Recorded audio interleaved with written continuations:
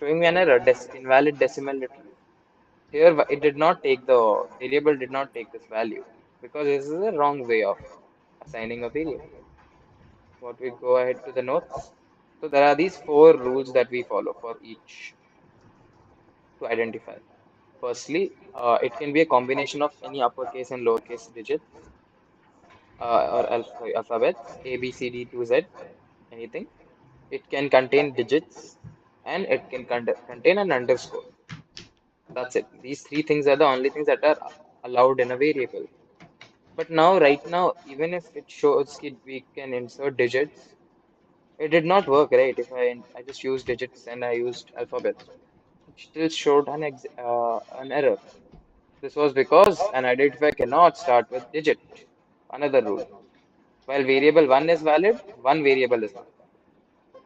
Any variable cannot start with a decimal or any value, any numerical value. Understandable? Yes. Other than underscore, no other special symbols, all these cannot be used as in the variable name. And identifier can be of any length. So let's just fix this. Let's go name one instead of name and run. So we have Jyoti guy. Awesome. Let's go ahead. Four rules, pretty simple. You guys understood? Let's go ahead with the types of data types. Now remember I was using some terms integers, string, float, all these. Yeah, these are our data types. Now what is data type? Hmm? Can anybody actually unmute and say whoever knows what is the data type? Let's see if anybody knows. Even of you guys.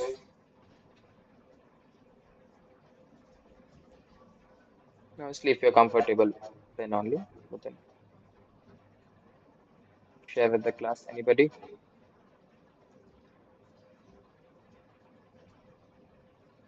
Okay, I'll start pinpointing. Trisha, unmute.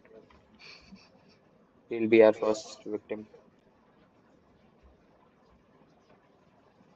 Hi, Trisha. Hello.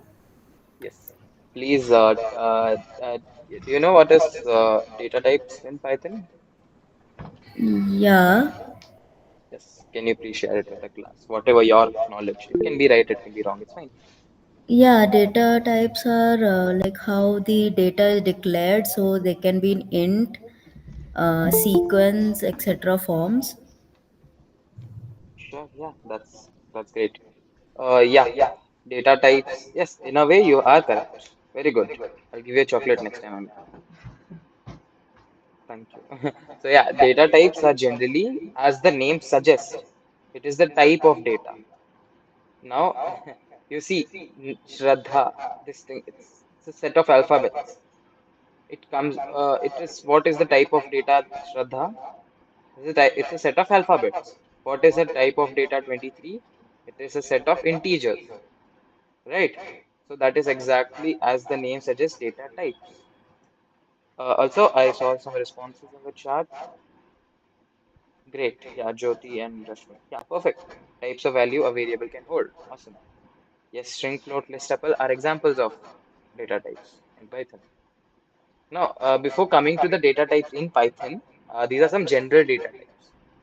So there are integer, string, float, boolean, none. I'll go one by one. What is integer? Integer is set of integer values from minus infinity to plus infinity. Awesome. Minus infinity to plus infinity without considering the decimal points. Now, 1 will be an example of integer. This thing, 2.2 is not an integer because it has a decimal value. Integers are from minus infinity to plus infinity, right? Next, string. String is a set of variables or alphabets that are stored in quotes, right? So over here, if you look at name and name one, what are name and name one? I'll just go ahead and print type of name. Now this is an inbuilt function called type, which tells you what is the data type. So if I print what is the type of the date variable name, it will come with string. If I type name one, oh sorry, my mistake. Sorry, Jyoti, your name got yes. Again, it's a string because I have specified the set of variables in quotes, right? Quotes can be anything. It can be single quote, double quote, triple quote, your choice. Yeah, anything. Next float values. This is float value. This is float. Anything decimal, it is float. Simple. So we covered 3 points. Integer, string, float. These are the three main types of data types we'll use in most of our coding. Third is Boolean. Boolean is basically true or false. True or false. We'll see some examples related to this so you guys can understand what is true and false. It's like if a condition suffices, then it will show true. If it doesn't, it will show false. We'll show it to later on. And none, it's basically we can specify a none data type. So for example, let's say age equals none. Let's say, wait, yeah, I think this is, no, wait. I think we'll come back to this later on. It's not important. We never use none. Nobody uses none, to be fair. We'll come back to this, no worries. Okay, these are some basic types of data types that we use in Python. Here is an example of that. Print, like for example, age, it's an integer type. Pi, you guys know mathematical pi, 3.1415161, something, something. Yes, it's a float value. Similarly, complex number, it will show complex. These are all some different, there are a lot of different types of data set. Type A, bool, then print type, name, string, simple. Let's go to some keywords. Yeah. So till now, what all we've studied? Till now, we've studied how to create, how to open a Python file. Secondly, then we went to how a Py what all we studied? Let me. Yes, we studied our program set. We studied what are the different characters that can be put in Python, variables, variable assignment, memory location, some rules, how to name a variable, and then different types of data types. Till now, is there any doubt that you guys have? Till now, we have just been touching Python in the surface basics. Is there any doubt that anybody has? You can let me know in the chat.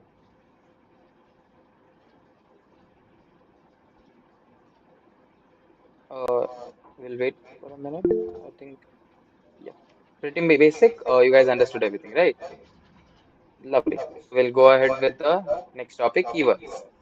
Now, keywords as identifiers are like variables. These are also variables, but these are some reserved words. Reserved words. Now, reserved words in Python are these are some. I think these are all. Yeah, there is one small mistake. Or should be uppercase. I'll just change it. False should be in uppercase. It's in small. Yeah. So keywords are reserved words in Python. What are reserved words? You can't use any of these and as assert break for variable assignment. Now, if I try to assign, let's say break, I go to the next row. Let me, yeah, yeah. Let's go next code. Break. Break equals, let's see, who's our next friend? Let's take Sinchana. Hi, Sinchana. Sinchana. And if I try to run, it will say invalid syntax. Now, why did that happen? Because break is a reserved keyword. You can't use this for variable assignment. It already serves a function. It already has a purpose. You know, it's like in movie terms, it's like its destiny is already decided. You can't change it. And has a specific meaning. Else has a specific meaning. Uh, false has a specific meaning. True has a specific meaning. All these have a set of rules that they actually do follow already, so they can't be changed. All right.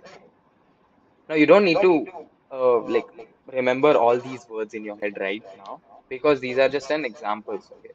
Like you will use all these words in the coming few pages. So right now just remember keywords are reserved and just we'll come to the specific keywords in future. Now let's go to our first proper thing where we print a sum of two numbers. Yes. Let's say a equals 1. Now integer does not need to be saved with a quote because if you save it with a double quote or single quote, it turns into a string. Then b equals 2.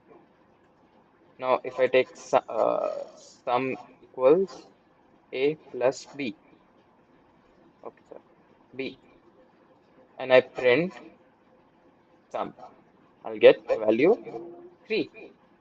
1 plus 2 is 3. You see what I did there? I created two variables a and b. I gave them a specific integer value 1 and 2. What I did further was I created another variable sum and I gave it an assignment. It's a plus b. Now a and b both here are variables. They are not strings. They are not characters. If I go ahead and I do something like c plus d, it won't work. It will give me c is not defined. There's no c value because it will try to search for that variable name. Where is c? Yeah, I can simply do sum equals to 1 plus 2 as well. I will give the same thing. Oh, Sanchana, where is Sanchana? Why is she showing here? Oh yeah, sorry, I forgot to remove this. Good. Yeah. This thing working. Similarly, we can directly print 1 plus 2 inside the print statement as well. We'll still get the value 3. These are some different ways to add two integers. All right. Simple how to add two numbers. We'll go to some what is comments in Python. So I mean pretty sure all these codes right here, you won't need all this in your code. You might want to actually put some comment statements in the code for you to understand what the code does. So I mean imagine you are a developer in future, if you are a developer and you see ki like you get a code from your workers ki or your manager ki go and debug this code and your first time you're looking at a code, you might not understand what that code means, right? Yeah, firstly, okay, what is exactly happening inside the code? So for that, generally use comment statements. What does a comment statement do is you use comments, for example, this makes this is a function of some. Yeah. Now this comment statement won't be printed in the output. It is just there so that the developer can actually understand what this specific set of code does. Now here, if I say sum equals to 1 plus 2, I don't know what is a sum function. I don't know what is happening here. Then if a developer types this is a function of sum, I'll be able to understand. If it doesn't put hashtag, you just put this is an error, right? It'll be like, what the hell? Why is this? The Python compiler will be like, what is this? What is this? What is this? What is the function? So if you put a hashtag, simple, it's a comment statement. You can put a comment statement anywhere. Once you start the hashtag, it will go on till the end of this line. Now, if I put a hashtag in the beginning of B, for example, over here, yeah, I put a hashtag B is a variable, and I go ahead and put some spaces between thing and then B equals to 2. But still, this B equals to 2 is a comment statement now. So if I go and try to run this, okay, wait, let me change B plus 2. But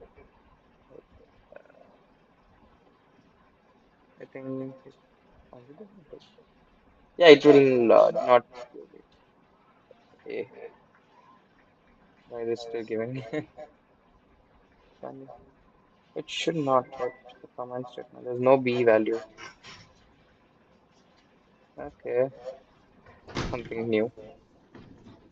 Print A plus B. This is the great thing about Python. You can always test out whenever you have any doubt. Not work. Why is it still working? Why is B assigned to? No worries. I think, yeah, it should not work. It's a comment statement, firstly. If you put anything in a comment, it doesn't work. Understood. Simple. Let's go ahead with the next topic. Yeah, there are some single line comments like that. Multi-line, we choose to double quotes, and then in the double quotes, whatever in between will be comments. So for now, let's take all this as so three double quotes starting here and three double quotes ending here. So all this is comment statement. I'll get nothing output. It's all comment. It's all gone. This is all comment. Yep. Let's go ahead with the next topic. Operators. You guys, some of you might have studied maths in your school, 11th, 12th, or whatever. Everybody might have studied maths. So you guys know what are operators. Till now, operators for you in maths was just plus, minus, multiplication, and division, right? These are operators. Now, I don't think I need to specify what plus and minus does, right? These are all operators that add, subtract, multiply, and divide. These are some operators that we do on some variables or operands. That's the word we use. Yeah, operator is a symbol that performs certain operations between operands. Now let's go to types of operators. There are a lot of operators in Python, but mainly we study just top four types of operators. Which will be useful in our code. All right. So first one is arithmetic operators. So all these plus, minus, multiplication, division, these are all operators, arithmetic operators. Now, I'm pretty sure you guys know these first four.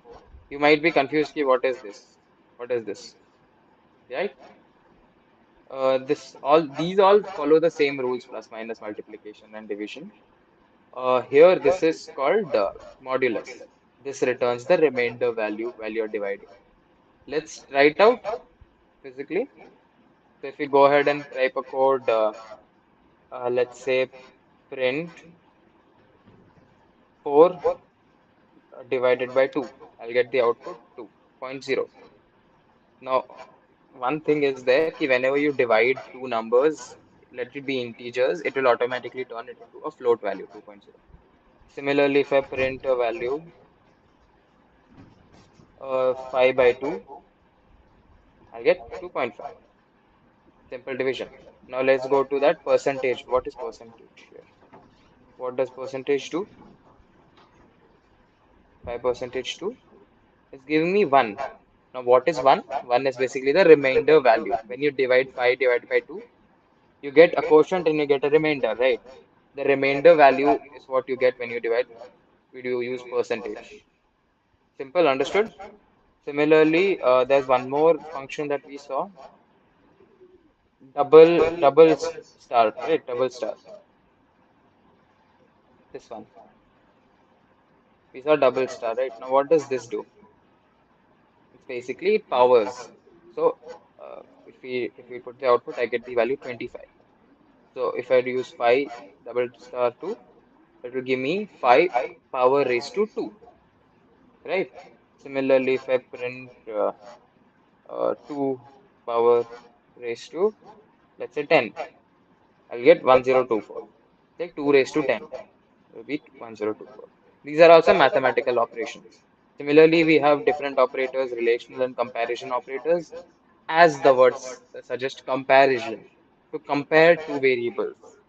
Like for example, here, yes, let A be 1 and B equals to 2. Let me search A equals B. Now, in general terms, we just use a single equals to, but in Python, to check if two variables are equal or something, we just use the double equals. Remember that, all right? It's 2. So we go ahead and type A equals to B, we get the value false. Now, I remember what I said, yes. If you check A equals to B, A is 1, B is 2. It's not equal, so it will give a false value. Let me change B value to 1, and then let's run again. It will give me true. Now, this is a comparison operator. Similarly, this, what does this mean?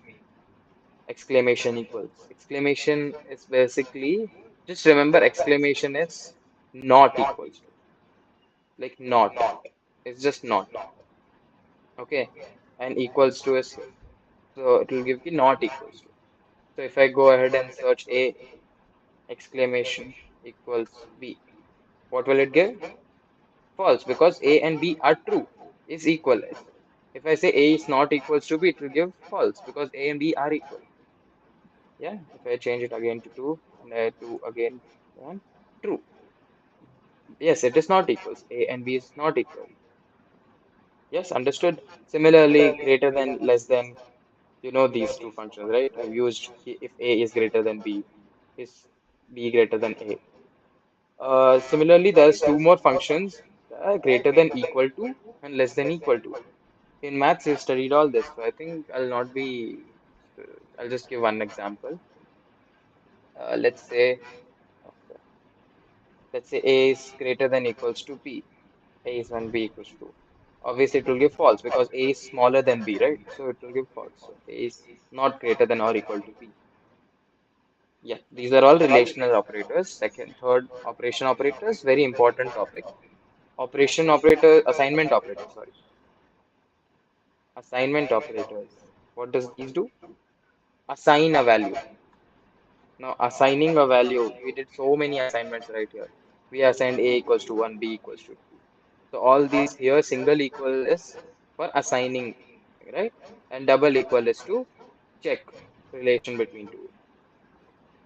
Yep, A equals to. And now you might be confused with all these plus equals to, minus equals to, right? What does this do? If I go ahead and check, if I go ahead and check, yes, here only, no need to go there. A equals to 1. And if I go A plus equals 2, what will this give me? Yeah. So generally this is, I'll just write it in a comment. It is basically A equals A plus 2. This is what it means. Is this, we are writing it in short. If I write A plus equals to minus 2, it will give A equals to A plus 2. Similarly, if I write B uh, multiplied by equals to 2, what it means is B equals to B into 2. Yeah. You guys understand what it means, right? If we want B into 2, it will, we can write this statement. Uh, am I listening audible? That's, I hope I'm not blabbering on non-stop. Am I audible? Everybody there? Nobody slept off, right? I know it's a little theory, so it's a little boring. Yes. Good morning. Hi, Rashmi. Thank you, guys. GTs. I like it that you guys are not sleeping, apparently. Now, if I want to add 2 to the existing number, let's say I assign age equals 20 and I search, I add age plus equals to 20, sorry, 2,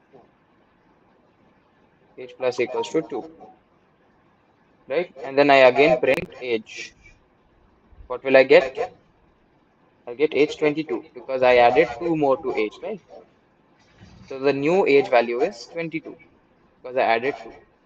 I hope your doubt might be clear by now. See what this specific function does. I'll use one more. I'll use division wala for you so it will be easier. Right? Okay. If we use age equals to 20 and I do division, divide equals to 20, what will be the value? We'll get 10.0. Why this? Because basically age equals age divided by 10. Sorry, 2. Yeah. If we do this function, we'll get the answer 10, right? So that is the remaining value, 10.0. Let's go to the last operators, logical operators, and not or. Basically, you understood this not concept here, right? It's not equals to. So, I mean, if you want to check out another purpose, print not age or something, it will give false. Is this key? If you want to, it's like If you use the function not, it will basically give not equals to. So age is something like false. That is, we won't be using it to be fair. It's just there. There's one more function, two more functions in logical operators, and NOR. Now imagine, okay, I'll just go. I think we have some more examples coming of and NOR. Basically, age equals to 20, name equals A. If I search name equals A and age equals 20. Print, sorry. Yeah. If I print name equals to 20 and age equals A and age equals to 20, what will I get? Invalid syntax. What is the problem? Correct, right? I think I'll just call this. Yeah. Name and age, not printing. It should print. It's just printing 10.0. Hmm. Okay, we'll use this in following thing because I can't give you an example of using if statement before teaching you that. So we'll see an example of all these, okay, in the future programs. So I'll remind you guys, these are logical operators, okay? So for now, let's go to the next topic, type conversion. So before going on to the next topic, you guys remember the variables have a specific data type, right? So over here it is integer, over here it is string, right? Integer, string, not strong, sorry, string. Let's close this. Name and string, right? Now, if I go ahead and add age and name together, what will I get? Print age plus name. What will happen here? No guesses. It's an error, obviously. It's like unsupported type for plus, as integer and string are two different data types. You can't add them together. Now, this is not completely true for all because if we use a value, for example, let's say num equals 10.2. Okay. Now, this is a float value, right? Float. Now, if I add age and num, I get the value 30.2. Even though these are two different data types, I'm still getting the sum. This is because you can't add alphabets and numbers together. Understood? So you guys have to make sure when you are adding to this thing, you have to keep it in the same data type. So that is exactly what is happening in type conversion. Now you see, I took two variables. Similarly, they have taken two variables, A and B. I've assigned A as 1, B as 2.0, integer and float. If we take the sum value, we get the value 3.0, right? Yeah, we don't get now we don't get an error here, right? This we get right. But if we type A comma B 1 and 2, now here 2, if we try to add, we get an error. Let's try it out on ourselves. Let's say A equals 1 and B equals in quotes 2. And I take print A plus B, right? Oh, sorry. It's showing error. Why are we not able to add 1 and 2 together? Because as I said, anything, if you add it in double quotes or single quotes, it turns into a string. You can't add a string and an integer together. So 2 over here, even though it's a number, it is converted to a string right now. So if you try to add, see, data type string, right? To to make sure this error doesn't come, just don't make sure you write your data in the correct data type. If you go ahead and put A equals to double quotes 1, it will be a string value instead of integer value. And that will be a little problem for you. So this is wrong. So this is type conversion where it's like automatically it will convert it in like 1 2.0. The sum of this will be what? Yeah, here. If I take print type of, sorry, let me just wait. Print type of a plus num, what will we get? As float. So when we add an integer value and a float value, the resulting variable will be of type float. Yeah, because the value is 30.2. It will always be when you add integer and float, it will automatically change it into a float value. So this is type conversion, where the data type is converted into a different data type automatically. Now there's one more thing called typecasting. Now typecasting is similar to type conversion, but in this, what we do is we manually change the value. So you saw the example a comma b 1 comma string 2. Over here, there's, yeah, over here we saw the error, right? Over here, if we, sorry, no need for this line, sorry for confusing. Yep. If we take a string value b and we take an integer a, obviously we didn't get the sum last time. But then if I explicitly mention that it's like b is an integer value, I take another variable and I say ki this is an integer value. Convert it into a b, convert in b to integer values this thing. So then what will this happen? This will give me c, which is integer, not a variable here, not a string here. So if I go ahead with sum equals b a plus c, sorry, print sum,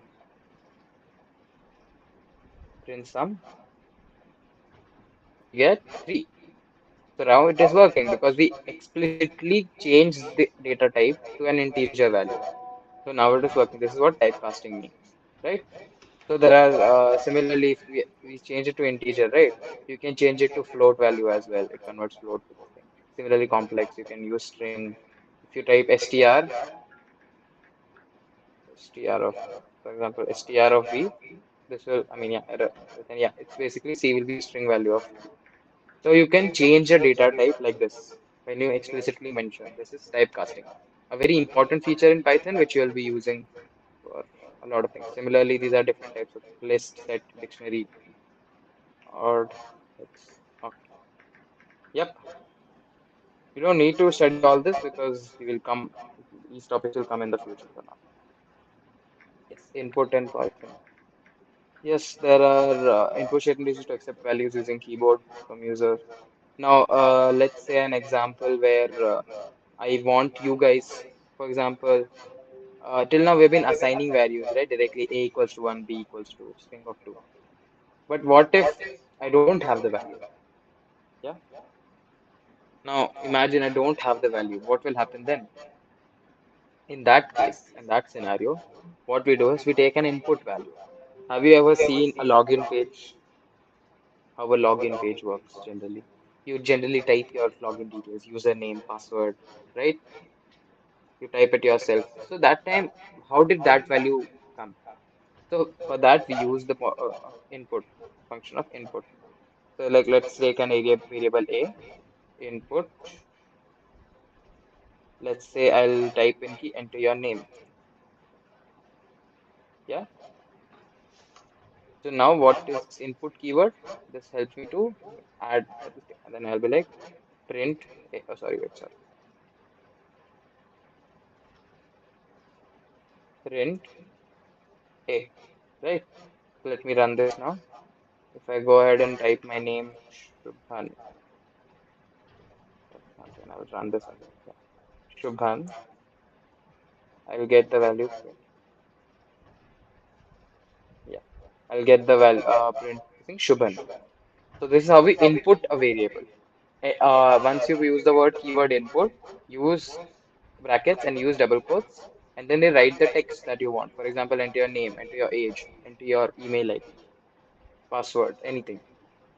And then once you print it, this value gets stored with that specific value that you type. This is input statements. Yes, you can specify, like in most programming language, you need to specify the data type that you are typing. But then in Python, as we told, it's one of the most easy to use languages. It will automatically detect. Now, if I write my name as, for example, right, okay, yeah. If I go ahead and I enter my name as 23, yeah, it's a string actually, but then fine. But yeah, basically it will automatically check whichever value it is. Okay, you don't need to specifically mention integer, float, all that. You can, but you don't need to. That's Python for you. Yeah, now let's do a practice. I want some of you guys to actually write a program to input two numbers and print their sum. I hope it's simple. We have added two numbers and done sum a lot of time. So guys, open Google Colab, open a new notebook and try inputting two numbers and printing their sum. Yeah. Once you guys are done, you give me a heads up. And I want everybody to do this. I know it might be very easy, very simple, but still, it's better to practice with yourself.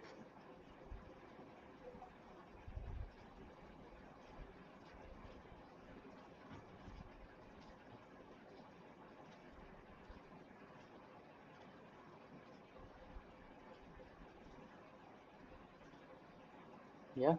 I hope most of you guys might have practiced it now. So go write a program to input two numbers and print their sum. Yeah. Not wasting much time. Right, yeah. Input two numbers. Let me be num1, num2. I've specifically mentioned integer because if you don't mention, it will automatically take a string. Actually, I forgot to mention that one point. See, it will take it as a string. Actually, that's why it was showing type string. Yeah. If you put specific, if you specify integer input, then it will give an integer value. It will take an integer. So you have to specify an integer value. Sorry, I missed that one point. Here we use integer input, enter first number, enter second number.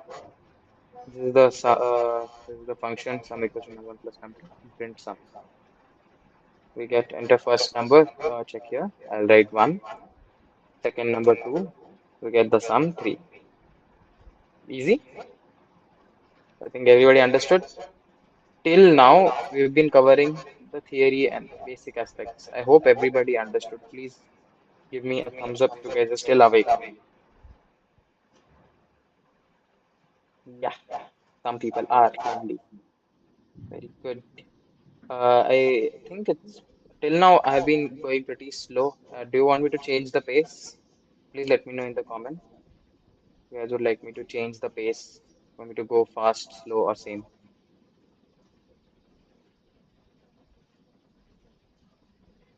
Hmm? You can just write same if you guys think it's fine.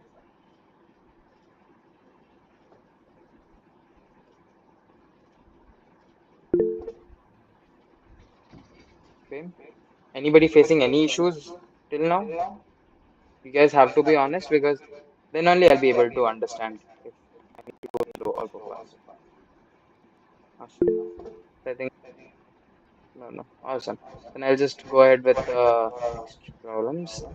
There's one more program to input a side of a square and print its area. Now it will take a lot of time for you guys to practice it. So I'll send this sheet to you guys for you to practice later on.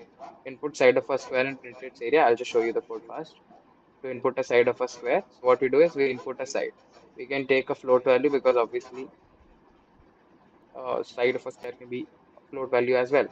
We take a float value, then we calculate area equals to side, whatever value we input, square. We use the function and then we print area of square equals to square. So this is how you actually print, like put comment. Firstly, you put the comment statement and then you put comma, and here is when you call the variable. This is how it works. Now, if I take away, for example, 10 as the side of a square. I'll get the area of a square 100. Lovely. Next program, input two floating point numbers and print their average.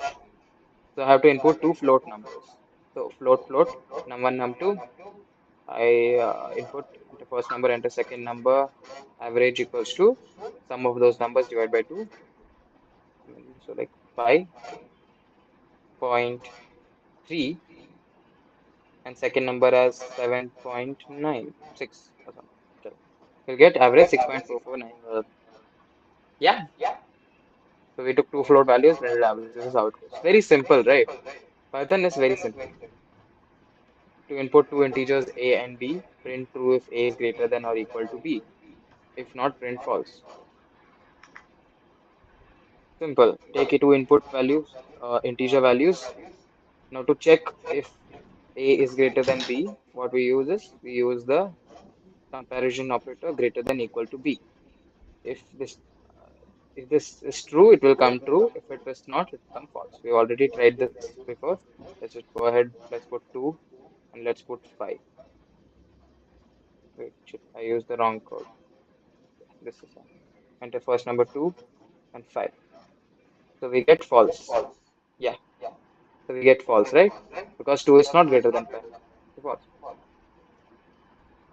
Don't worry, I'll send this file sheet to you guys so they can refer it afterwards as well. Yes, now we come into specific data types. So till now we have covered all the basics of Python. Now we just have 3 to 4 more topics to study, and then we'll be able to solve any kind of program. So now in Python, there are mainly 4 types of data types. You might have seen integer, float.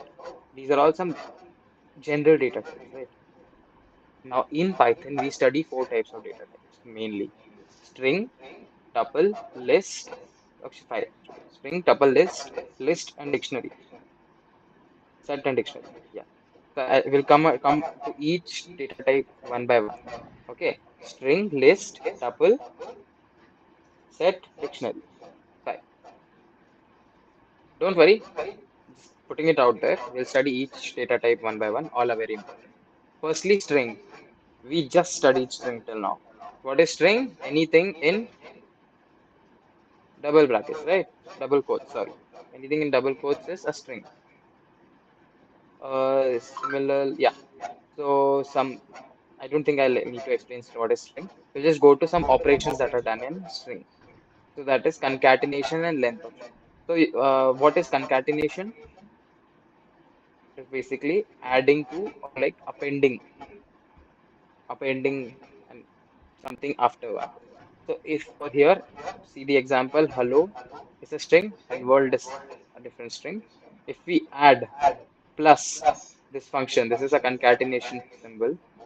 If we insert in this thing, strings, if we add these two strings together, we'll get hello world. We will get an output. Till now, we have been seeing that if we add two integer and string, it will give an error, right?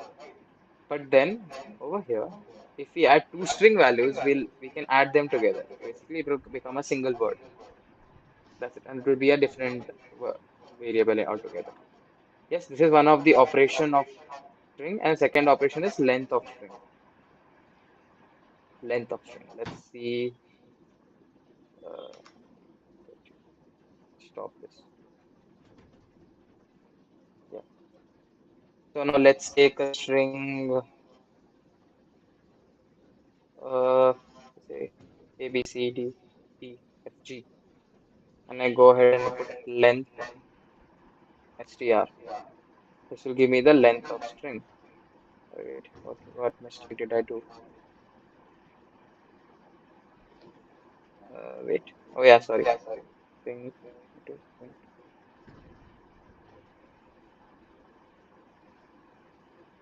Wait, what is the error code? Object of type has no length. Where is type? Variable. Oh, sorry, string. My bad. I didn't call it correctly. Thanks you, Seda. Yep.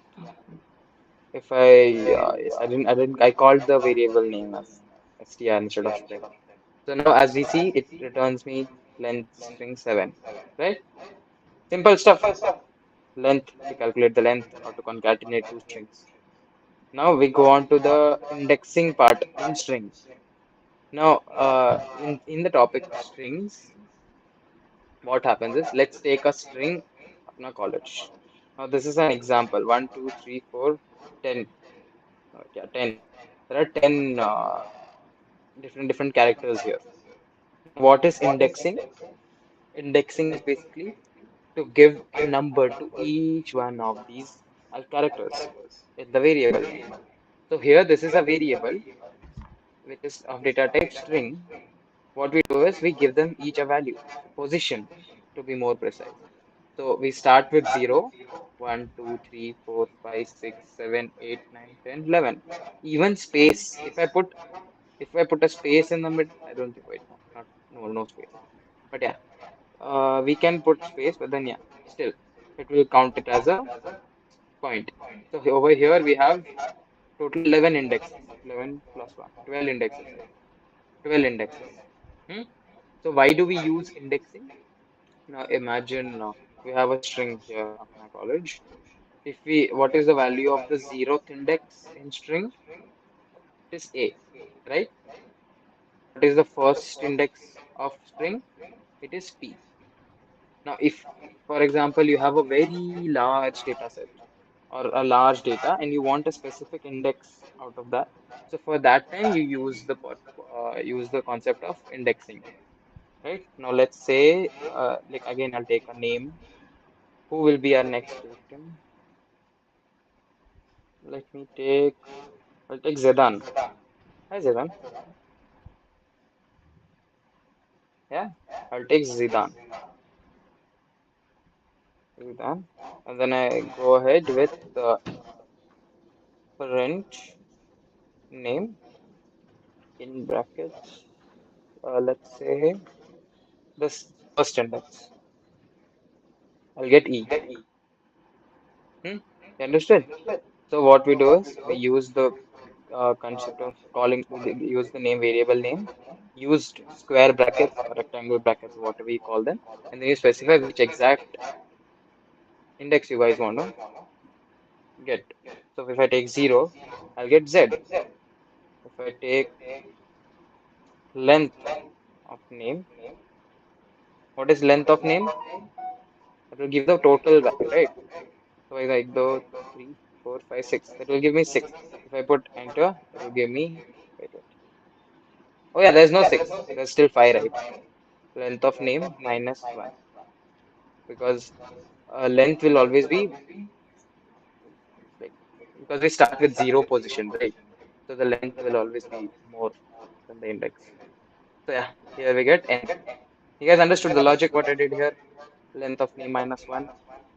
I hope you guys understood. Yeah, you cannot mutate or basically change any value in a string. Now I have assigned name as Zidane, but then if I go ahead with like, okay, I made a spelling mistake. Let me say I made it as Zidane, and I'm like, no, wait, I made a mistake. I want to change the name, so I'll be like, okay, brackets, sorry, brackets, which is this position 0, 1, 2, 3, 4, 5. Name of 5. I want it to change it to N. Now, will this work? If I just want to change the M to N, it won't because string object does not support item assignment. So basically, string is not changeable. It cannot be edited. It cannot be mutable, right? You cannot make any changes in string. Once a string is there, you cannot make any changes. That's one drawback of strings. You can't make any changes afterwards. So yes, we remove this. Yeah, that's it for indexing. Now we'll come to one of the most important topics, I feel, is slicing. It is basically we use the concept of indexing. So what is slicing?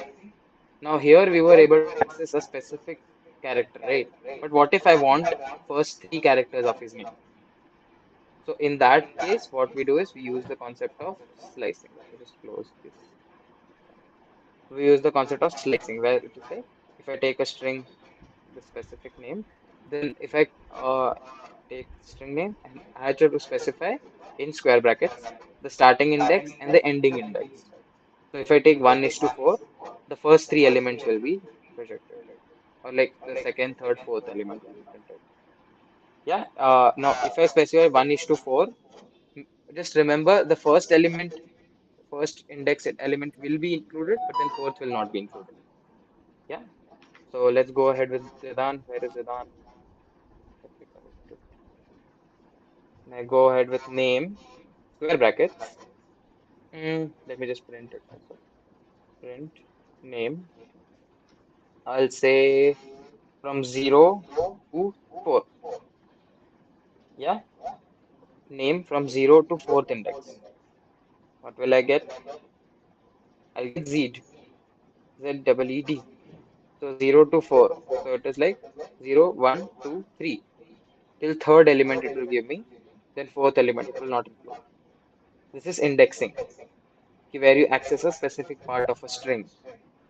Yeah, simple enough. You guys understood the concept of slicing? Give me a thumbs up or something. Because I know it's a little tough to understand in the first go. If you guys did, then great. Because I was not able to understand this in the first go. I was confused. I mean, to be fair, you have a better teacher. I'm a good teacher, so yeah. Yeah. Yes, we'll go ahead slicing. Yes, there's one more aspect. As we said here, we took indexing from 0 to 11, right? From left to right. But what if we want to index from right to left? In that case, we just take minus. From if we start an indexing from right, it will be -1, -2, -3, -1. Very simple, right? If you start from left, you take 0, 1, 2, 3, 4. It will be 0, 1, 2, 3, 4. And if you take from right, it will be -1, -2, -3, -2, -5.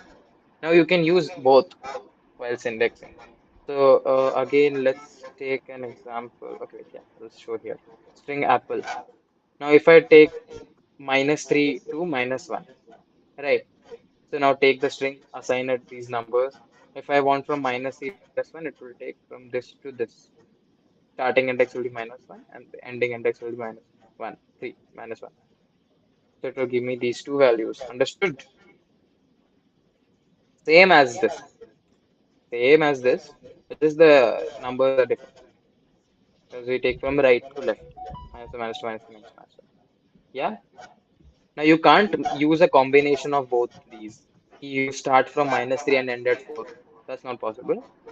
That's cool. I hope everybody understood the concept of slicing.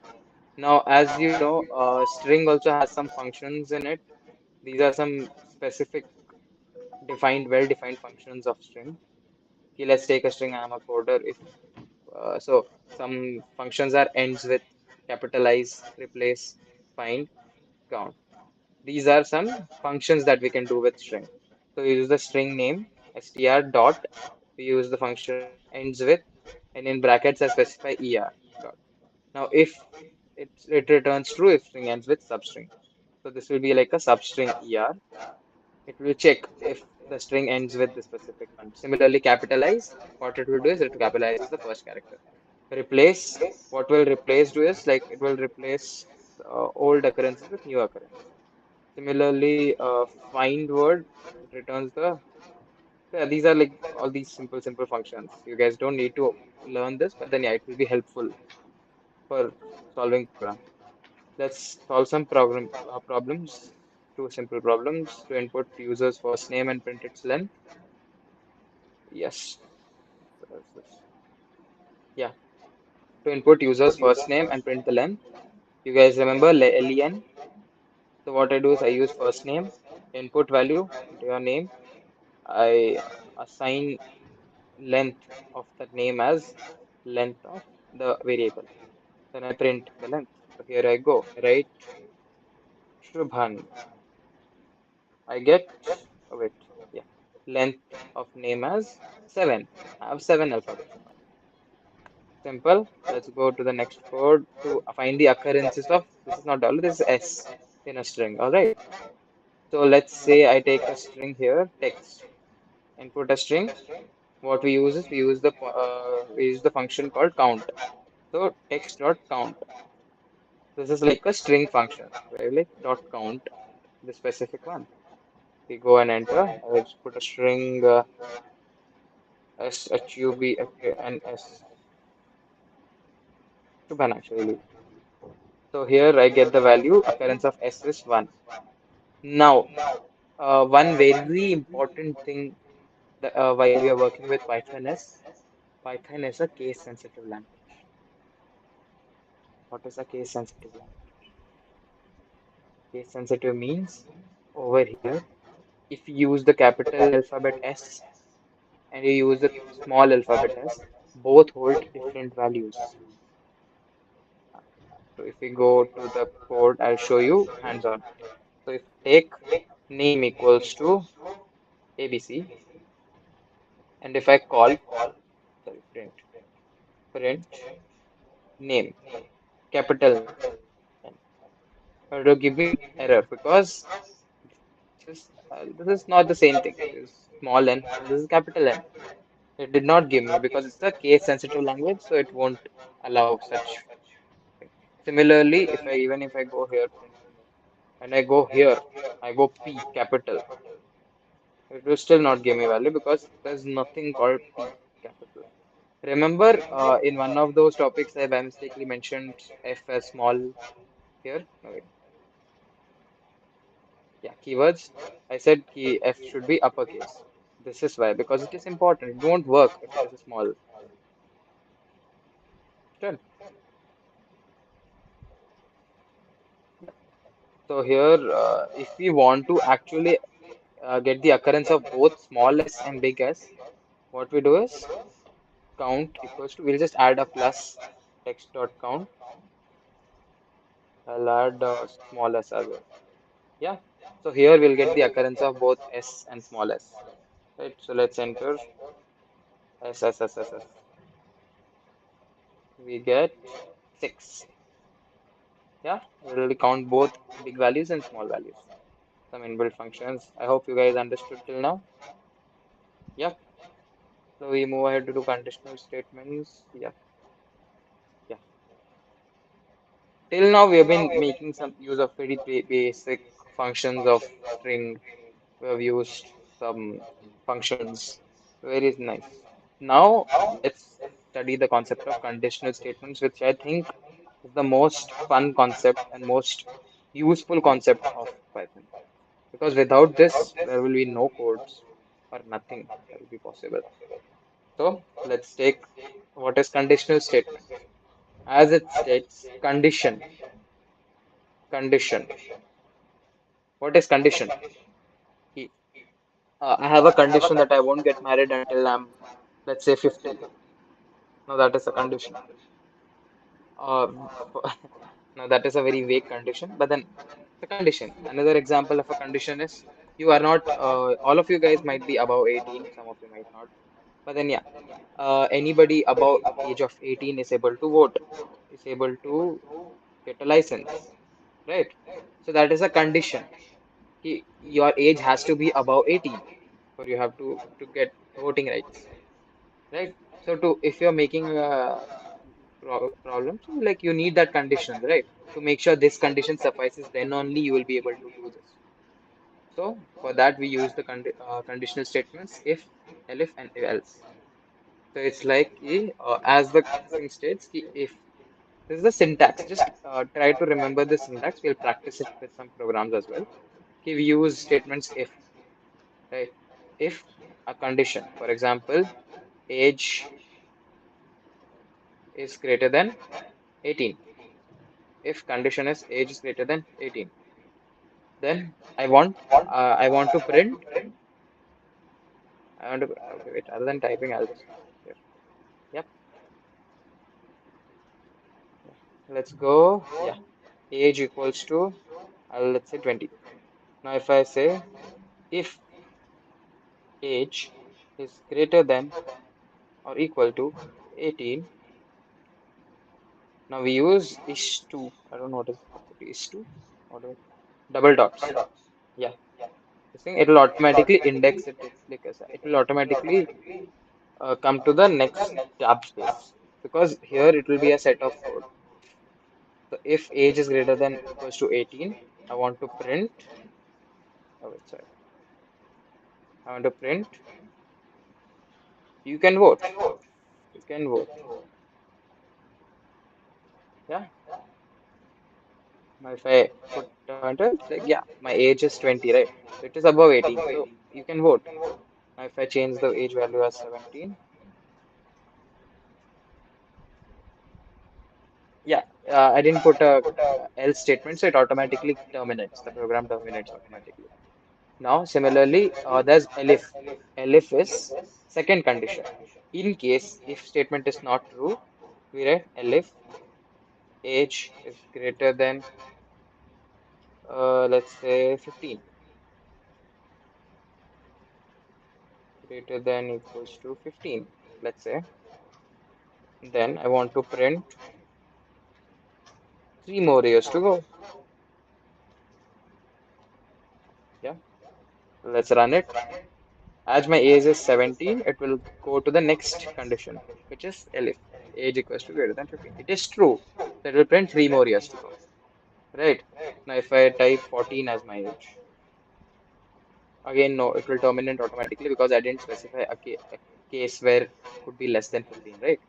So at that point, we use the statement else to not terminate. So else, what is that key?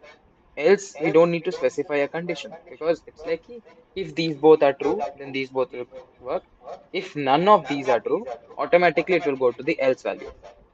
Like, yeah, automatically go and print you are a kid, go to school. Simple. Yes. Age is 14. You are a kid. Go to school. Simple. You understood conditional statements? Very simple, very fun. Three statements, if, else. You don't need to specifically use all three. Like you can just use if, you can just use if and else, you can use just if and else. Yeah, understood. Give me a thumbs up, something. I hope I'm going at a decent pace where everybody is able to understand. Yep, great. Yes, very nice. So these are some conditional statements. Now we can like use it for grading also. Okay, like for example, if my marks are above 90, I get grade A. If my marks are above like less than 90 but more than 80, I get grade B. More than 70, less than 80, C. Similarly, if less than 70, then D. That's it. Yeah. So I'm gonna practice this question once. Uh, I have made like a small code here where I've input marks. Then I use these if statements of greater than 90 to prove this. So let's go. My marks. Let's say I got 100. I'm very smart. I get grade A. If I say my marks are 40, I'm barely passing. My grade is D. This is how people generally use the grading system. Understood? Let's go. There are some more questions here to check if a number entered by user is odd or even, to find the greatest of three numbers by user and multiple of seven or not. So I'll just rush through those questions fast, fast, fast. Input a number if it is odd or even. So if I just enter, let's say 10, it's a even number. I'll give even. Similarly, if I put any other odd number, like you see what I did here, we use the uh, assign this thing. We use the arithmetic operator percentage. This gives the remainder value. If I divide two numbers, if what will be the remainder? If I get one, then it will probably be when I divide it with two. I'll probably if I get one, then it will be an odd number, right? If I get zero, then it will be an even number. We actually studied percentage operator. Yes, we use it here. Similarly, to input three numbers and find the greatest of all, what we use is we use first we input three numbers. We use the if-else statements.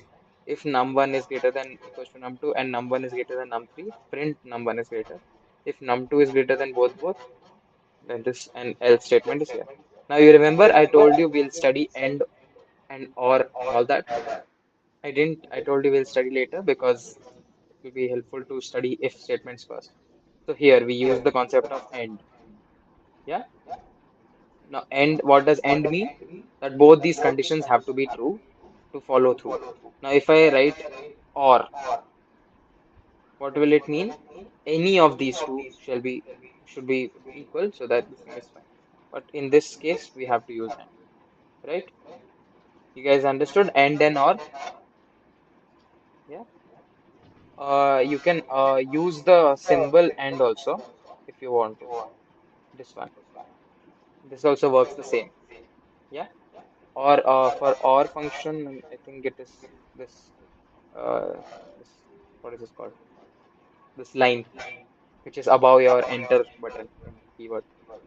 All right. So now let's go ahead and put three numbers: one, two, three. The greatest number is three. Simple. Third, to check if a number is multiple of seven, we use percentage seven. Uh, Percentage same. You remember, it will give the remainder value. If it is a multiple of seven, it will give zero. So let's say number 21. 21 is a multiple of 7. Similarly, if I write 34, 34 is not a multiple of 7 because it does not give remainder value 0. Easy? Good. These are all the practice questions. Yep. So till now, I have taught you string, I have taught you conditional statements, I have taught you slicing, indexing, and all those previous topics. Any doubts till now, guys? In the comment, any doubts? Yes, I'll wait for a minute.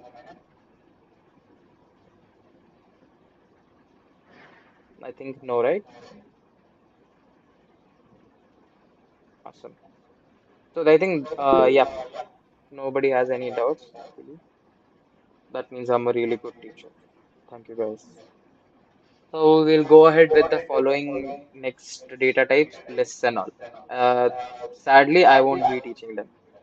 For now, I'll take a little rest and I'll ask my friend Pranavam, please unmute. Hello guys, hope I'm audible. That was Yes, quite a long session, so take a you have minute to rush.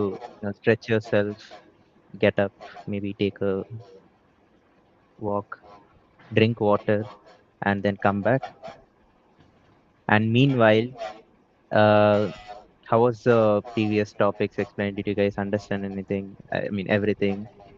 And No if you think pressure, guys. Shubhan sucked, just type in I chat didn't. Shubhan sucks. You can I'm a be great totally honest. teacher. We'll back you up. You don't need to say that. But then, yeah, I hope you guys actually understood something. Yeah, we'll start with the next topic by 12:18. You guys can drink water. Yes. Then I'll drink water. I've been yapping for so long.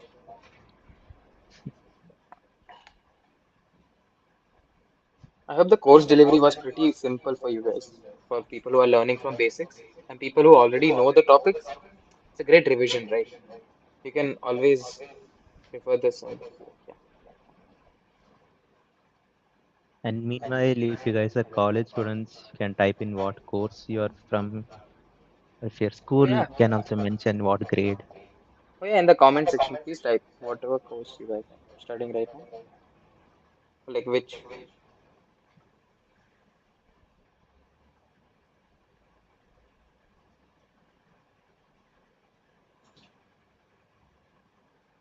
So seeing no one type Shubhan sucks, I guess he did a good job teaching. Okay. Thanks, man. Yes.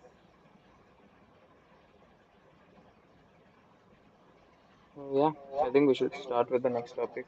You have the PDF. You Okay. guys can read it. Great. Yes, we'll move on to the next topic. And next topic that I am about to talk about is a major reason why Python is mainly preferred when it comes to data or data science and anything. It is the way how Python handles data. So we are going to be talking about collections.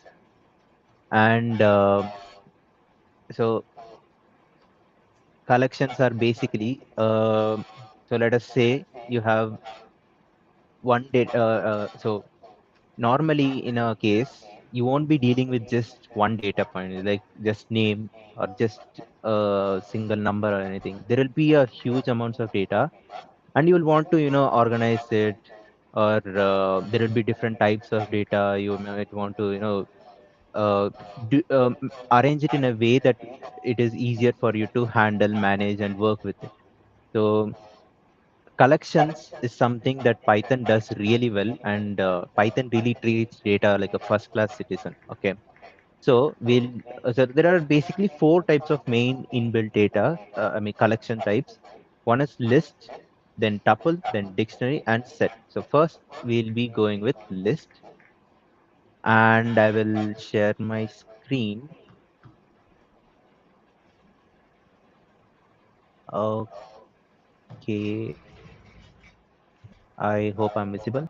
I mean, my screen is visible. Okay. So first thing, let's start with list. Now, when it comes to list, it is nothing but when you have multiple, when you want to store multiple data points into a single place. Okay. So let us say now an example from here. In your exam, you won't be getting marks for just one subject, right? You'll be having marks for multiple subjects, but then it will be just your marks. So you can just type it as marks is equal to, and to declare a list, you use square brackets. So inside square brackets, you put on the items separated by comma. And when it comes to list, it doesn't have to be a single data type elements. Okay, so if you look at the second example, you can see the first one is a string data type. When it comes to the second one, it is a integer data type, and the third one is a string data type again. So you can have a mix match of data types, and you can store it inside a single value. And when you notice this, there is something that it is very similar to you learned previously. If you look at strings, what is string basically? It is a group of characters put together, right? So what is it? It is a list of characters. So just how you did all the methods and strings, you did slicing and all, similar way, even lists have index. So let us take in student, uh, current 85 in Delhi is there, right? The second example. You see there, if I just put student bracket 0, you should get current. So they have used another example here. So yeah, then yeah, list slicing, if you go, it is exactly the same as string slicing. Okay. So you just mention the variable name, and then you put the starting index, and then you put the ending index. And a thing that you have to keep in mind, the ending index will not be included. So if you want to give 1 to 100, you should give it as 1 colon 101, because 101 won't be included. It will tell stop it when it reaches 101. So it will stop, so only till 100 it will be displaying. Okay, I hope that you got that. So when we do example, you will get to know better. And if you have any doubts, or if you think I'm going too fast, if you want me to slow down or anything, you can type in the chat. Next will be methods. Okay, so there are multiple items in strings, right? I mean list, right? So if you want, with list, you can change the items, you can add more, you can remove, you can mess with it however you want. So one method you can, which is very commonly used, is append. So list dot append, and if you give the number inside, it will add it to the end of the list. Okay, so this is one method. Another method is sort. So sort, as it says, it explains. So it will sort the list, and it will give you. So we gave in the list as 2, 1, 3, but our output will be 1, 2, 3 if we sort it. Then it doesn't just do ascending order. If you want a descending order, You can give in a keyword, you can say, list dot sort, and inside if you give reverse is equal to true, so it will give you the descending order of the list. And then one more function method is reverse, so it will give, it won't sort it and give you the reverse list.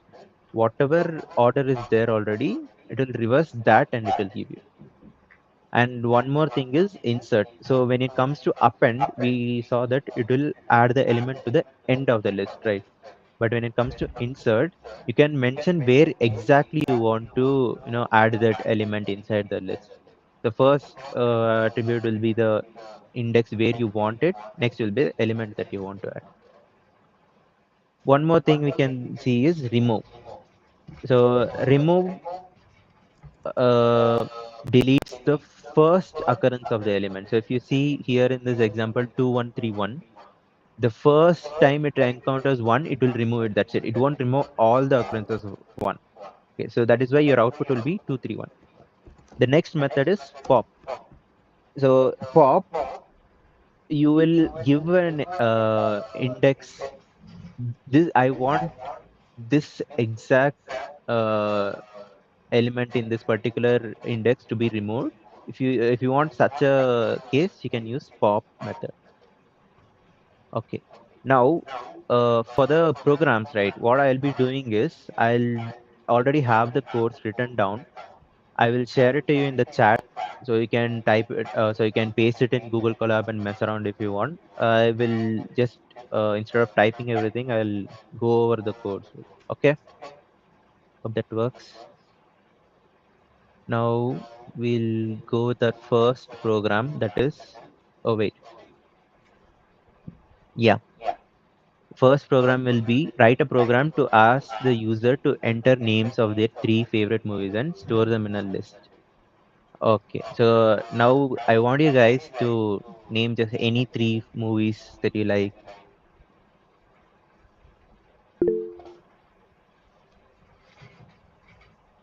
So just type in the chat any movies that you guys like. I will. I like The Dictator. The Dictator. Okay. Yes. Then one more movie. Magazine Dreams. Magazine Dreams. Okay. Never heard of it, but cool. One more now. Last It's one. a very boring movie. Okay. Conjuring. One more movie. Come on, fast, fast. Conjuring. Conjuring. Okay, got it. Okay, now if you see what we have done is first we have created an empty list.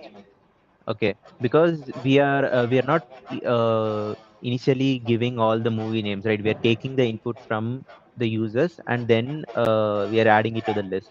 So we need a list to be already there so we can add to it. So we are creating an empty list first, and then we are using the input method to get in our data and storing it in a variable called movie1. And then we are using our append method to add it to our movies list. Okay, so what happens? I gave the dictator goes and joins the movies. Then what we are doing, movie2, we are declaring another variable, getting the input, and then appending it to the movies again. So now if we print it here, it would say the dictator magazine dreams. Next, again, we are doing the same thing for the third movie.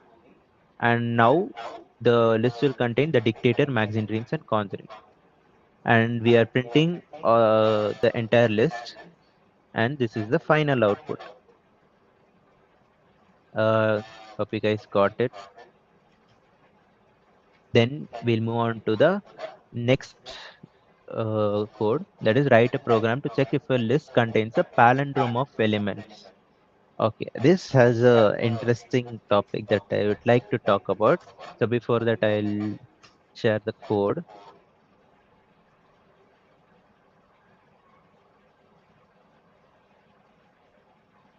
Okay, so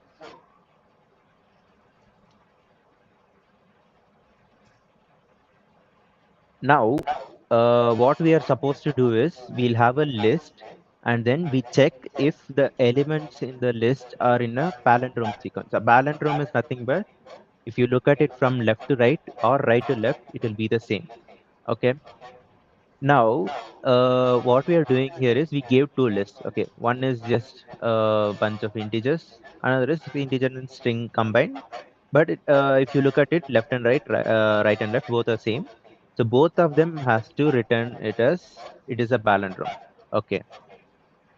Then what we are doing, if you see here, we are using copy list one. So this is just a variable name that I can then is equal to list one dot copy. So this is a list one. What we are doing is we are taking the elements in so this list and copying it and pasting so giving it to list one. Now I have a question for you guys. So instead of using this copy method, can I just do it as copy list one is equal to list one? So would that put all the variables inside? So just type it in the chat, yes, no. What do you guys think? I'll repeat the question. Here, instead of giving copy list one is equal to list one dot copy, can I just give copy list one is equal to list one?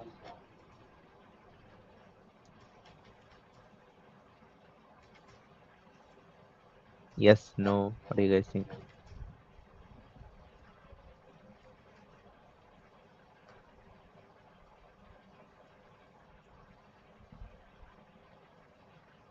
Can just react with a thumbs up or a thumbs down, yes, no, too. That also works.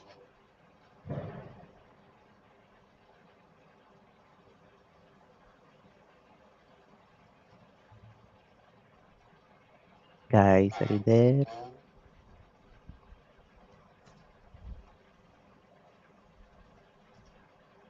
Okay. Shivan says no. Okay, then I'll explain.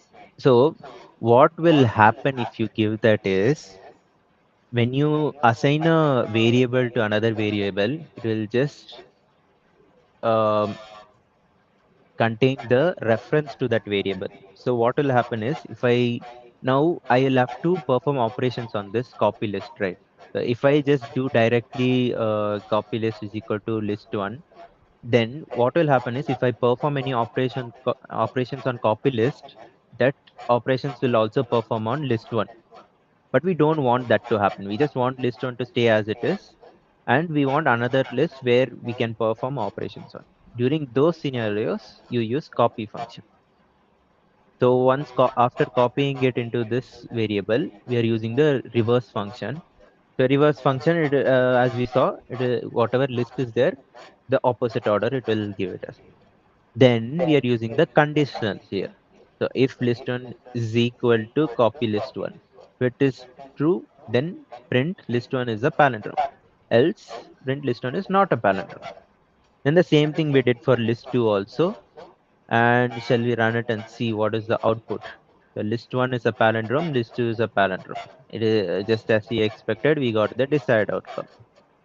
Now let's move on to the next topic, that is tuples. So tuples is another collection for data, but it is different from list. So how it is different is when it comes to list, we were able to mess around with it, maybe adding an element, deleting it, and so we are basically able to perform operations on it, right? But then when it comes to tuple, it is immutable, meaning we can't change anything in it. So if you have any data that you don't want people to change, it has to stay as it is.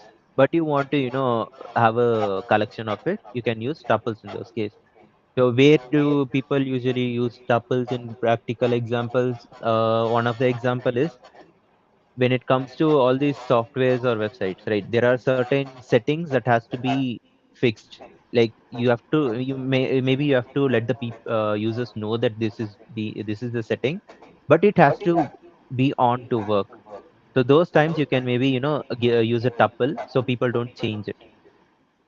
So in list, how we were doing list square bracket 0 is equal to 43 means in the zeroth index it will replace that element, right? Or it will add.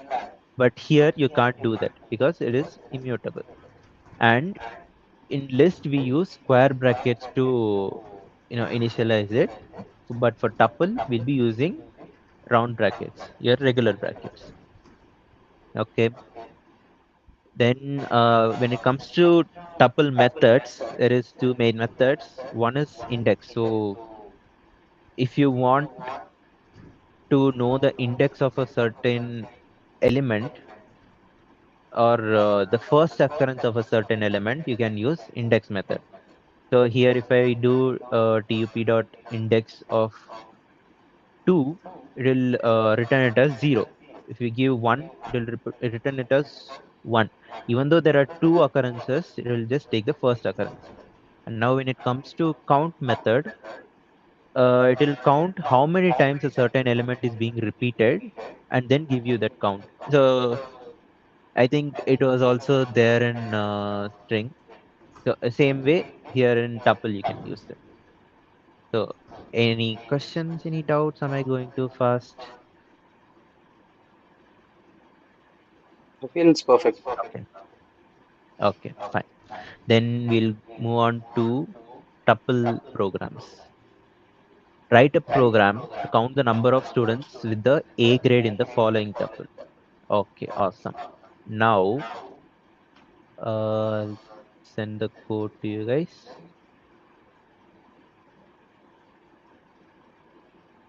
Okay, cool.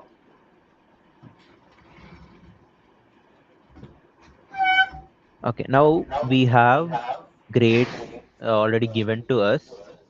So we are gonna use round brackets to tell that we are using a tuple. It's gonna stay as it is. Next, what do we have to do? Count the number of students with A grade, and then store the above values in a list and store them from A to D. Okay. So first thing is you have to count how many A people got A grade. So we use count method for it as we saw. So we are gonna declare a variable and then say grades dot count and the grade that we want. So it is A. If we do this and give print number of students with grade A, it will give you one, two, three. Three should be your answer. We'll run it. Yeah, number of students with grade A is 3. Now, the next question is store the above values in a list and store them, sort them from A to D. So here is when, typecasting comes in. So now I already have a tuple, but then, I don't want to change the tuple, but maybe I want to arrange it in a different way. So I'll create a new list with the values that are there in the tuple. So what I'm gonna do, grades list is equal to list of grades. Now what will happen is grades list will be a variable, but it will have all the elements that are there in grades tuple. And then we are gonna use sort method as we saw before, and we are gonna print it out. Sorted grades are A, B, B, C, D. Okay. Yeah. So next thing what we are gonna look at is we are gonna look at sets. Okay. So so I hope everyone studied math in school, and you might have come across set. So set in math is the same as set in Python. So one thing about set is you cannot have duplicate values. If you have like let's say 1, 1, 2, 3 as your normal this thing, it will only give you 1, 2, 3. So you cannot have duplicate items, and there is not really any order to it. So So set is the collection of unordered items. Each element in the set must be unique and immutable. And also you cannot change values, but you can add, but you cannot change. So here is the example for a set. Nums is equal to 1, 2, 3, 4. And a different thing for set apart from the list and tuple is the way you declare it using a curly braces or flower braces, or you call it. And if you see the second example, set 2 is equal to 1, 2, 2, 2, it will give you the output as, or it will be stored as 1 and 2. That's because you cannot have duplicate values. Then if you just want to have a empty set, you can just give set with a bracket and you have an empty set. And for set methods, to add an element into the set, you use add function and then just give the element. So if you want to remove an element, you use remove function, just put the element. If you want to just empty the set, you can do that using the empty function. If you just want to remove a random value, just one of the value, you can use pop. So as we saw, it is immutable in the sense you cannot, change a specific value into something else like how we do in this, but you can still add, remove elements from the set. Now, let us go to, oh yeah. And as I told you, set in math is the same as set in Python. So you can perform set functions like union and intersection. So you have two sets. One has 1, 2 in it, another has 2, 3 in it. So if you do union 1, 2, 3, you will get intersection one, just 2. I hope that was correct. I'm a commerce student. Please spare me if I'm wrong. Then, okay, cool. We'll go on to the next topic, that is dictionary. So now dictionary is basically a form of set, but there is an additional element to it. So let us say now I want to have a record of a student. Okay, so there will be multiple attributes to him. He might have name, he will have a ID, he will have a phone number, he'll have grades and everything.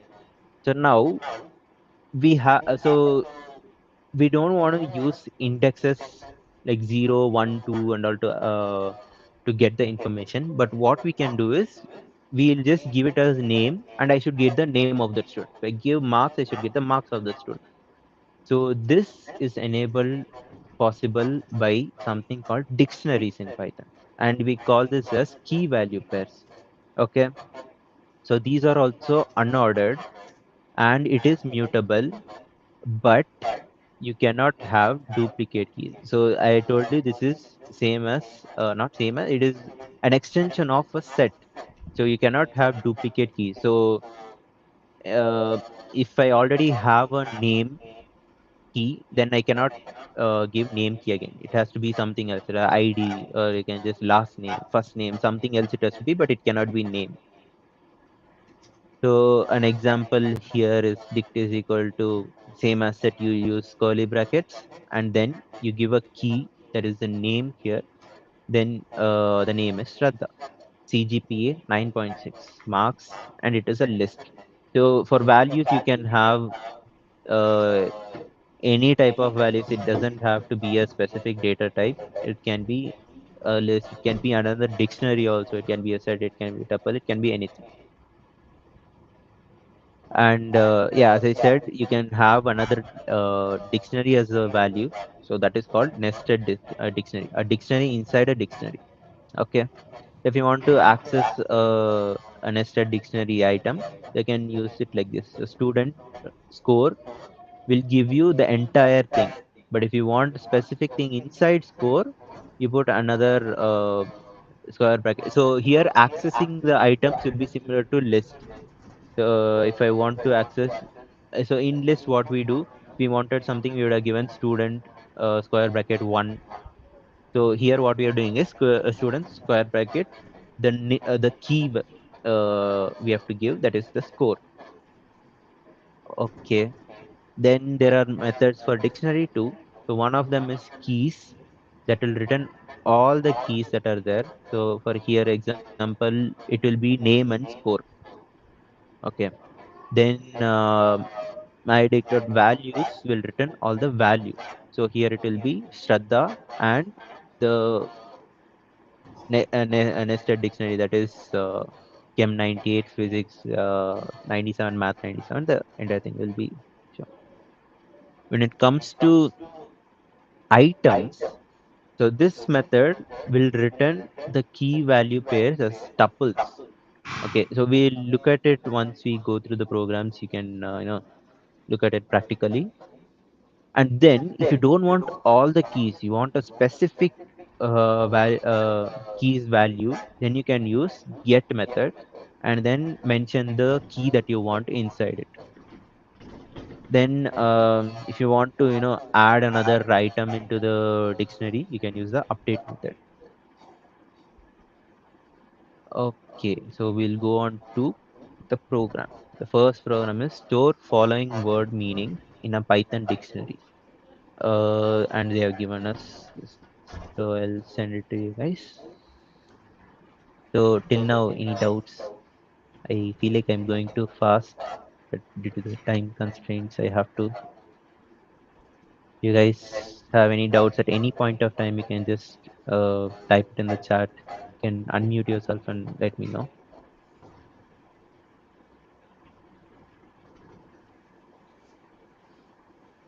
Okay, so we'll run this.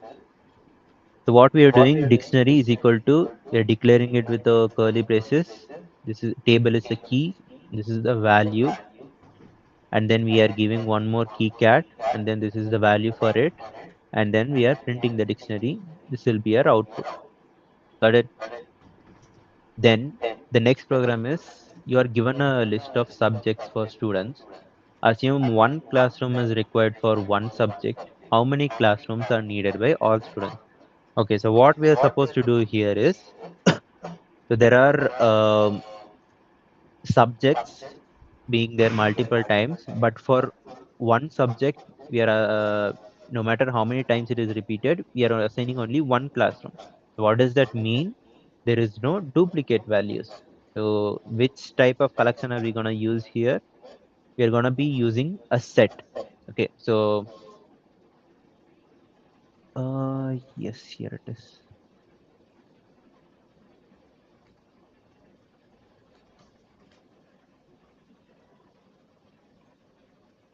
So what we are going to do here is, first we'll add in all the subjects as a list. Then we'll do typecasting. We'll convert the list into a set and then assign it to another variable. It is unique subjects. And then what we had to do was, how many classrooms are needed by all students. So how many subjects are there basically. Okay. So we'll count how many unique subjects are there using the len method, store it in another variable and print it. So if we run this, you'll know five. So what are the five? Python, Java, C++, JavaScript, C. So these are the five unique subjects. They'll have five classrooms. And this will be your final set when you convert it from a list. If you see, there is no duplicate values in here. The next program is, write a program to enter marks of three subjects from the user and store them in a dictionary. Start with an empty dictionary and add one by one. Use subject name as key and marks as value. Okay, cool. So,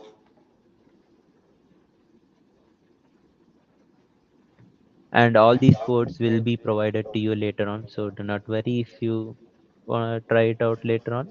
You will be getting it. So what did it say? Marks of three subjects, get it from the user, store them in a dictionary. Start with an empty dictionary.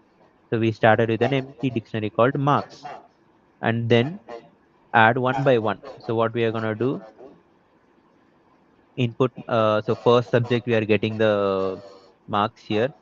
We are converting it, uh, no, first is the subject name we are getting, and then we are getting the marks. And do remember, input will just get a string value, so we'll have to convert it into int before assigning it to marks. And then your subject name will be your key value. So in place of your index, you'll have to put the key, and then the value variable should be here. The same thing you do for subject 2 and subject 3. So now you have your dictionary ready. So in place of your first key will be your subject 1, which will have the mark 1. Second element will be subject 2, mark 2. Third element will be subject 3, mark 3. So we'll print the dictionary. Um, let's see, maths 67, English 68, science Yes. So now, earlier dictionary, so items have been inputted into the dictionary and it has been printed. Next is figure out a way to store 9 and 9.0 as separate values in the set. Can take help of built-in data type. Okay, so in set what we saw was we cannot have duplicate values. But 9 is a integer type variable, 9.0 is a float type variable. So even though it is different data types, it is in the end the same data type, right? I mean, same number, right? It is going to be 9. So there is a high possibility that it is going to um just put it as 9. So what you'll have to do is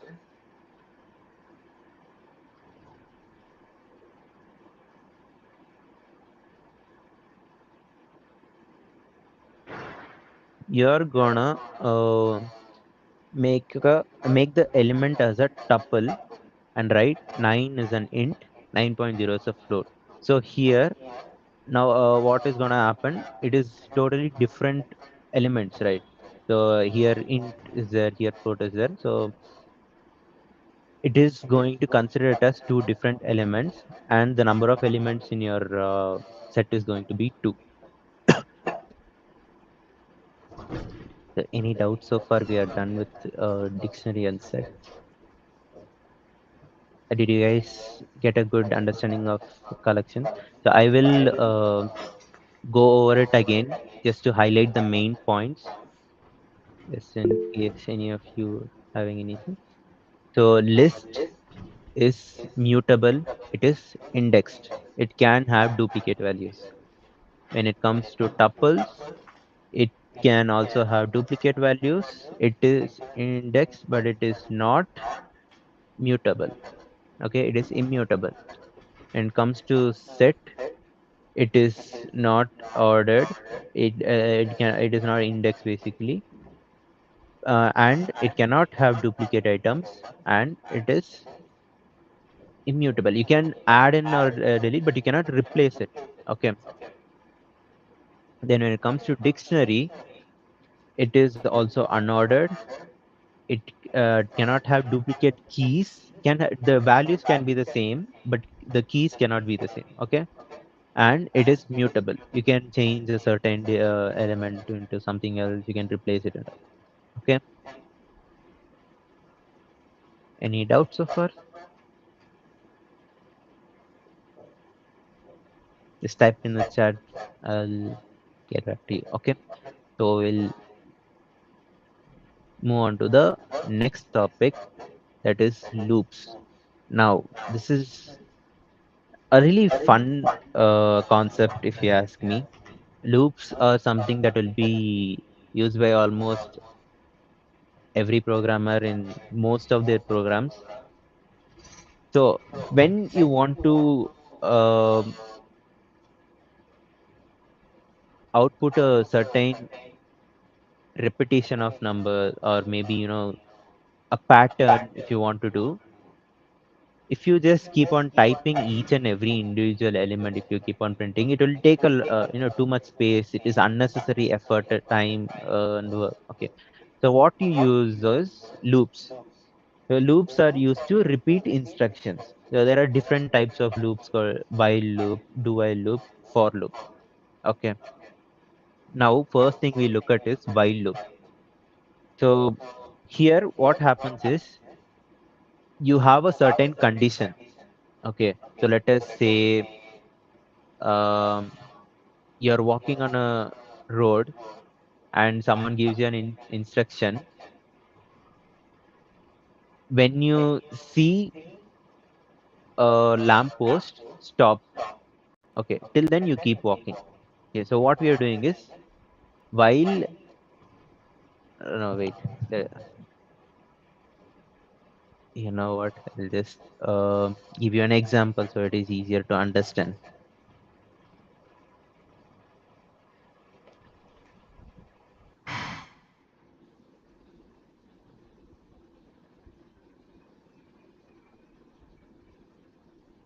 Okay, so I'll say, Um,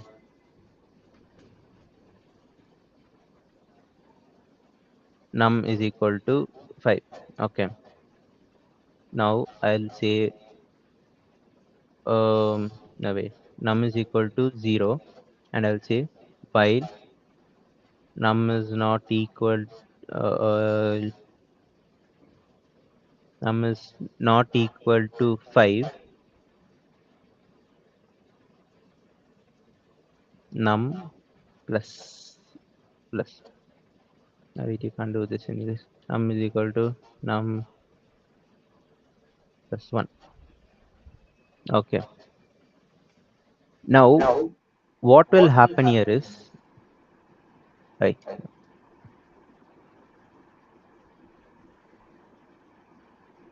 I'll print it so you can see. Okay. So you're saying here num is so I just typed it once, and then it is printing all the numbers in iteration on its own, right? So first num is equal to 0 we have initialized. So it will check now. While num is not equal to 5. Is num is equal to 5? No.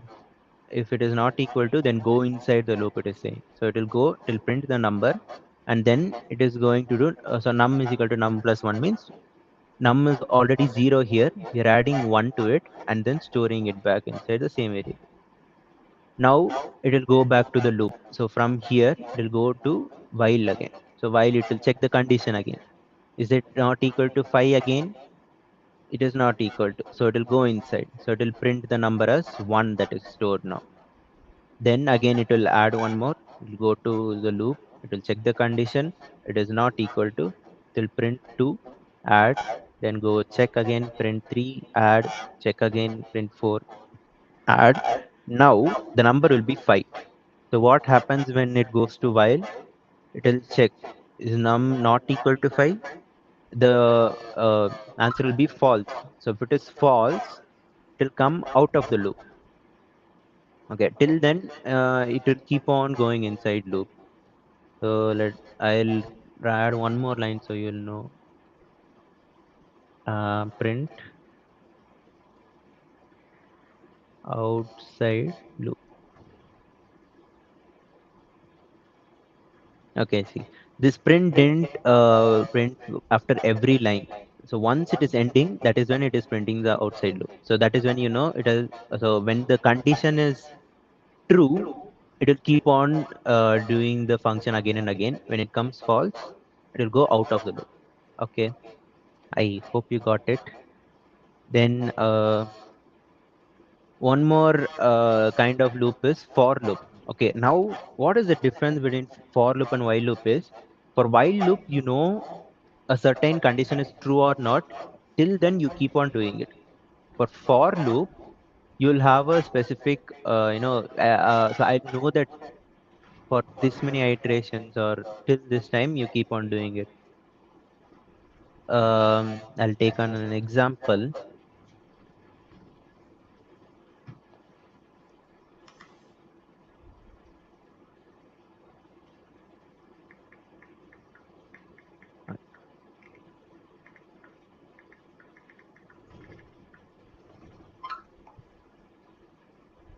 Yes.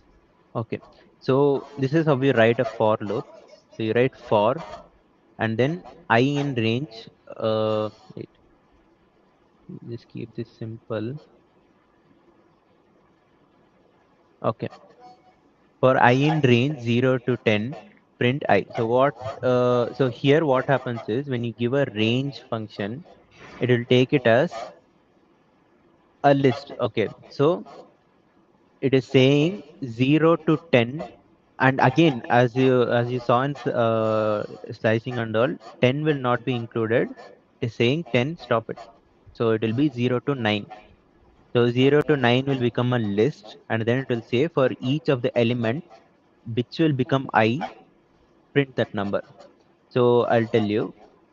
So first time it will go for the first index in this list, 0, print 0. Then it will go to the next integer. So you don't have to do this num is equal to num plus 1. It will automatically go to your next item in the list. Okay. So then it will print the next item, that is 1, then 2, 3, 4, 5, 6, 7, 8 till 9. Okay. And so this will be your first program. Then when you want to do a reverse of it in this range function, so can you do so here we gave the range as 0 to 10, right? So can you do just 10 comma 0? Do you think it will work? Yes or no? Thumbs up, thumbs down. Yeah, the session will end soon. We are nearing the end. So Shivan says yes. Saida says yes. But sadly, it does not work like that. If you give 10 comma 0, let's test it out then. See, nothing was, you didn't get an output at all. Because what is happening here is saying start from 10 and then end at 0. But after 10, it is going to be 11, 12, 13. It doesn't have anything, right? So what you will have to do is you'll have to give comma -1. So now when you give this, it will tell that you're doing it in a reverse order. Okay, now if we run it, there you go, 10, 9, 8, 7, 6, 5, 4, 3, 2, 1. Again, 0 will not be included. Before 0, whatever number is there. So this is how you do the reverse for range. Got it? Okay, next is print the multiplication table of a number n.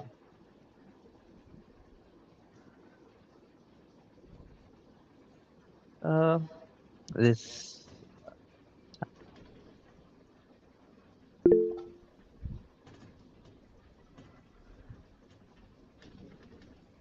So here we are taking the input from the user n, and then here, 1 to 10, if you want, you have to give the next number, that is 11, right?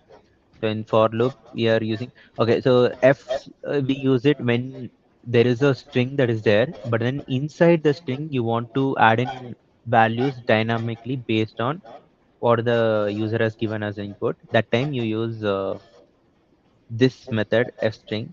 So we'll share a resource. You can refer to that on how entirely it works.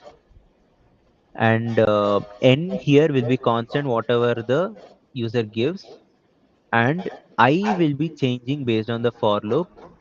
Then it will do the multiplication and give you the value. So we'll run it and see.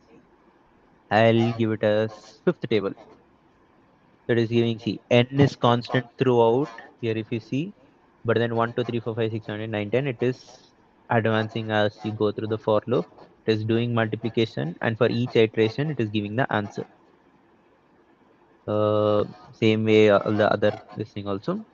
And now there is something called break and continue. Okay, so now let's say we are doing a for loop, and then with a specific condition, we want to skip it. So let us say now I am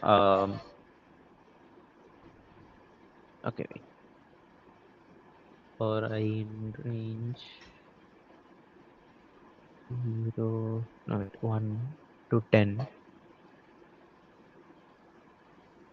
If mm, I percentage 2 is equal to 0, continue, or else print I. Okay, now what I have done in this program is, so now it will go from 1 to 10, or we'll just give it as 1 to okay, 1 to 10 works, 1 to 10, and then we are telling it check for this condition I percentage 2 is equal to 0. So this is how we identify if it is a even number. Okay, so whatever number it is, it will divide by 2. If it remainder is 0, then it means it is a even number. So if it is an even number, you're telling continue. So what is going to happen here is, whenever it encounters an even number, it will skip that part. Okay, so we'll execute it. See, none of the even numbers are displayed. Only 1, 3, 5, 7, 9. So if this condition is there, don't continue further. So don't do anything further in this iteration. Continue to the next iteration. So that is what it says. Okay. And when it comes to break, let us say if I is equal to 5. So now, even though I've given the range as 1 to 10, but when if it reaches 5, I want it to just stop the code. That time, what it will happen is I'll just give it as break.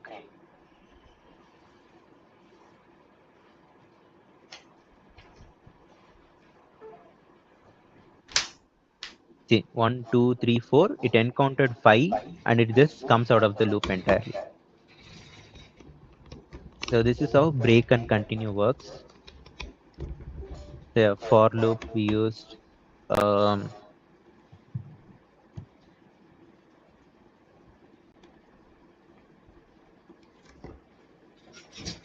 Yeah, you can just like in if else, but then during the end of the for loop, when the list is ended or if the condition is not met, you can use else and tell it once the loop ends, do this.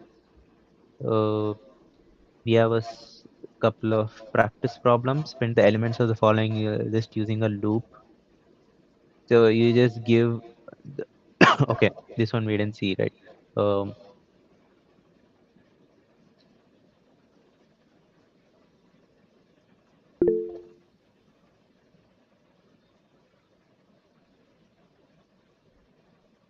So here we have a list. So what did I tell you? Range was a list, right? So basically we'll be looping through the list. Here, um, for num, this is the variable that we are using to refer to individual elements as we are iterating through the numbers. So this will print all the numbers that are there in the list. The, the next one is search for a number x in this tuple using loop.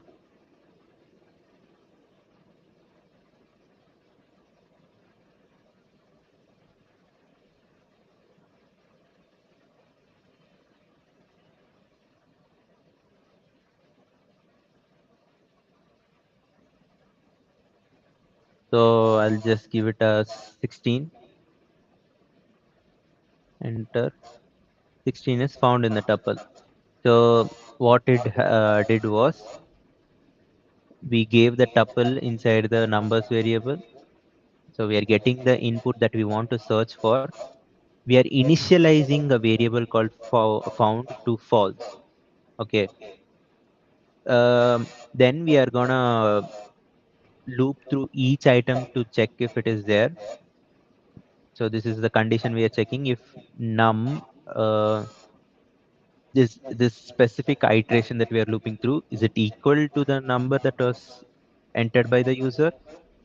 If you found the number, enter it as true and break out of the loop. So if you already found the element, you don't want to keep on repeating again and again inside the loop, right? So you're breaking out of the loop.